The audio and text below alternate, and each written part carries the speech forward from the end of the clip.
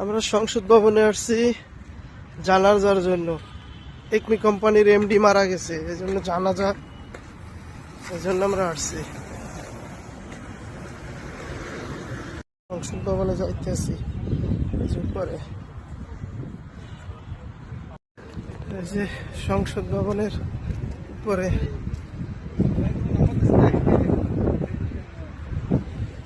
জানাজার জন্য লোকজন দাঁড়াই গেছে। একমি কোম্পানির এমডি মারা গেছে, তার জানাজায় আসছে আমরা। সংসদ ভবনে হইতে আছে। এত রোদ সংসদ ভবনে, মানে আজকে এত পরিমাণ রোদ, মানে টেকা যাইতেছে না গরমে। চলতে আছে।